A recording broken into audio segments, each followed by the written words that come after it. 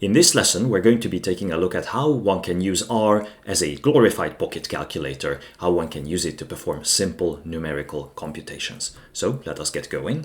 The first thing we have to look at are, of course, elementary arithmetic operations. And these work pretty much the way one would expect them to work. If we want to add 5 and 8, we just write down 5 plus 8 and we get the result 13. Subtraction works the same way. We use the dash symbol to denote subtraction, and as you can see, R has no problems representing negative numbers. That is, if we subtract 8 from 5, we get the answer, which is -3. Multiplication is denoted by the star or asterisk character. So we have to write, if we want to say 5 times 8, we write that as 5 star 8, and then we get the answer. That's 40. And finally, division is denoted by the slash, and notice that R has no troubles dealing with fractional numbers. So for example, if we divide 5 by 8, we get the result, which is 0.625 fractional number. Exponentiation also works just as expected, but just be aware that there are two alternative notations for denoting exponentiation. It doesn't matter which one we use, both do exactly the same thing. So for example, if we raise 5 to the 8th power, we get the result 390,625, but it can be denoted either with the hat or caret symbol or by two consecutive stars. So both do the exact same thing, and it's really just a matter of taste which one uses. Now, you might be wondering, are you allowed to write spaces in between operations and numbers? The rule is very, very simple. In between different identifiers, arbitrarily many spaces can be written, including no spaces whatsoever. Just to clarify, by an identifier, I mean a single syntactically recognizable unit, such as a number, such as an operator, like the dash for minus, like the double star for exponentiation. So anything that has a single well-defined meaning in R is one of these identifiers. So spaces in between identifiers can be put arbitrarily. And I've included an example here in this slide. We calculate 2 to the 5th power minus 20. And I've written it in 3 different ways, and each of these ways are perfectly valid. So the first one, the second one, the third one, all of them are good. The first one, I would say, is more easy to read for humans than the others, and especially more so than the third one, which is a bit misleading. You probably don't want to write that, but to the machine, it's equally as good as the other two. Notice that I've included something else, incidentally, on that final line. I've written a hash symbol and then a little bit of a message. And you can always do this because the role that the hash plays in R is that R simply ignores anything that comes after the hash. So this is a very convenient way of including messages for other humans, including ourselves or our future selves, if we will come back to our programs later, just to explain to ourselves why we did something. So for example, in this case, I just included the last point here merely as a pedagogical example, not that you want to actually write things that way. I just wanted to make it clear that you are allowed to write these way, write expressions in this way. Even the machine will understand them, but for a human it can be a bit confusing. I would actually recommend that you go with the first version up there in the slide. So, while in between different identifiers, one can put arbitrarily many spaces, including 0 of them, spaces within identifiers are not allowed. So I've written the same expression, 2 to the 5th power minus 20, 2 more times in the bottom of the slide, but neither of these versions are actually valid. The first one is invalid because there's a space in between the 2 asterisks. But the 2 asterisks together mean raising to a power, so they are a single identifier. One cannot put spaces in between them. So this will fail. And the last version will also fail because although there's no space in between the stars, there is a space in the number 20, and that's also not valid. Numbers should be contiguously written without spaces. Okay, so in summary, spaces in between different identifiers can be included, an arbitrary number of them, but spaces within identifiers are not allowed.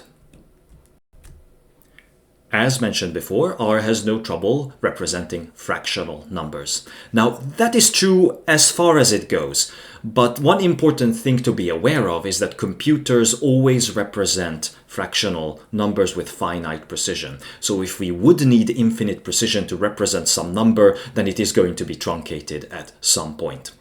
If you are curious, I've included a link in the slide at the bottom, which explains how computers tend to represent fractional numbers. You can read up on that. I'm not going to go into the details here. All I want to emphasize is that while the results of fractional computations might be very, very accurate, but they're not infinitely so. So for example, as you see, if we want to compute 2 divided by 3, we know that the true result is an infinite sequence of decimals, 0.66666 on forever. In reality, the computer has to truncate this at one point, and it will, and you can see in the output that it does so. There's another thing that is important to note here, which is that R uses decimal points and not decimal commas. Now, this might be trivial for you if you come from a country which uses decimal points. But if you are from a country which does use decimal commas, then just be aware that if you write an expression with decimal points, that is correct. So for example, 1.62 times 34.56. That's perfectly fine, but if you try to write the same thing with commas, 1,62 times 34,56, you will get an error. There is no way to use decimal commas, you have to use decimal points. R also has a way of representing numbers using scientific notation. So let's take an example to see what that means and how that happens. How should we write the number 1.5 million? Well, the most obvious way of doing that is just to type out 1, 5, and then 5 consecutive zeros. And that's absolutely fine. It's just a bit painful because you might accidentally type in 10 too many or 10 too few, and then all your computations are an order of magnitude off, so that has its dangers, let's put it this way. So instead of that, one way one could write it is using scientific notation and relying on the arithmetic operations that we just learned about. So we can write 1.5 times 10 to the 6th power. And that is a very good way of writing numbers. In fact, it is so common that R has a convenient shorthand for representing exactly that. Namely, there is this E notation that you see on the bottom line of the blue box. We write 1.5 E6, and the letter E here really reads times 10 to the power of. So in other words, 1.5 E6 reads as 1.5 times 10 to the power of 6. So it is a very convenient shorthand for writing scientific notation. You should be aware that R will automatically display very large and very small numbers in this format. So for example, if you want to compute 38 to the 9th power, that's quite a large number, you will not get a very large number written out. Instead, you get 1.65 times 10 to the 14th power using the same scientific notation that we just learned about. And similarly with very small numbers, if you want to compute 1 divided by 4 to the 26th power, that's a very small number, R will not give you 0.0000, etc. for 15 zeros and then 222. Instead of that, it will just tell you 2.22 times 10 to the minus 16. So just be aware that this notation will pop up when you work with either very large or very small numbers. 2 small comments.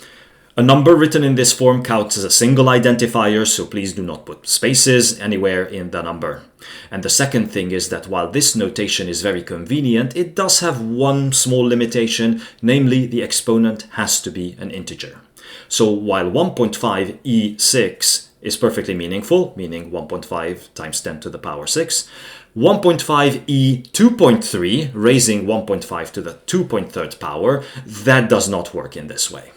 So this notation can only be used with integers. Incidentally, if for whatever reason you really do want to calculate 1.5 times 10 to the 2.3rd power, you can of course do that, but then you have to write it out explicitly like you see it at the bottom right of this slide.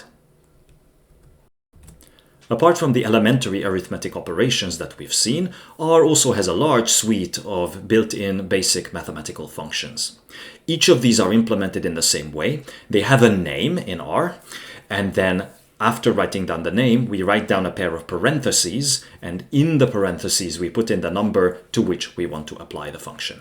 So for example, as you see at the top of the slide, to calculate the square root of a number, you have to use the function that's called sqrt. That stands for square root in R.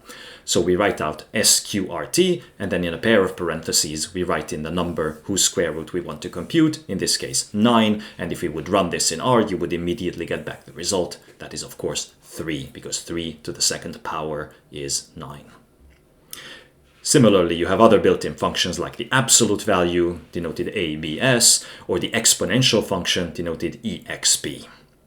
Then you also have the inverse of that exponential function, the natural logarithm. And the natural logarithm is denoted log. So just beware that when we're talking about the log function in R, we're talking about the natural logarithm. So if you just write in log of 3, that will give you back the natural logarithm of 3. That said, the base 2 and base 10 logarithms are also very commonly used. Therefore, there are functions available in R that will implement these logarithms, and they're just called log2 and log10. So for example, the log2 of 256 would return 8 because 2 to the 8th power is 256. And similarly, the base 10 logarithm, or the log 10 of 1000, would be 3 because 10 to the third power is equal to 1000. Then you also have a large suite of trigonometric functions built into R. You have the sine function, for example, and its inverse, the arc sine, which is written a sin, that is the inverse of the sine function. And you also have the cosine and its inverse, the arccosine. You have the tangent function and its inverse, the arctangent. And then you have hyperbolic versions of all of these. So you have all of these available. Not that these are very often used in data science, but they are there whenever you need them. Now, the good thing about these operations and functions is that they can be freely combined to form more complicated expressions. You see one right on your screen.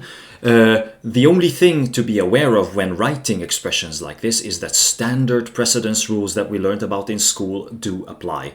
So just to give an example, if we have 1 plus 2 times 3, then you might naively think that that would evaluate to 9, because first you perform 1 plus 2, that's 3, and then you multiply that result by 3, and then you get 9. But that's not what happens. If you feed this into R and try to execute it, you will actually get 7, because R respects the standard precedence rules that we learned about in school, that can be summarized as follows: that parenthesized expressions are evaluated first, then comes exponentiations, then multiplications and divisions, and finally additions and subtractions are performed. So when R sees an expression like 1 plus 2 times 3, it will actually multiply 2 and 3 first. That result is in 6, and then add 1 to the result, and you get back 7 instead of 9. If you want to perform the addition first, you can do that, but then you have to use parentheses to override the standard precedence rules. So in the blue box in the middle of the slide, where you see that we parenthesized 1 and 2, in that case, that expression will in fact evaluate to 9. So that's it for today. Thank you for your attention, and I will see you next time.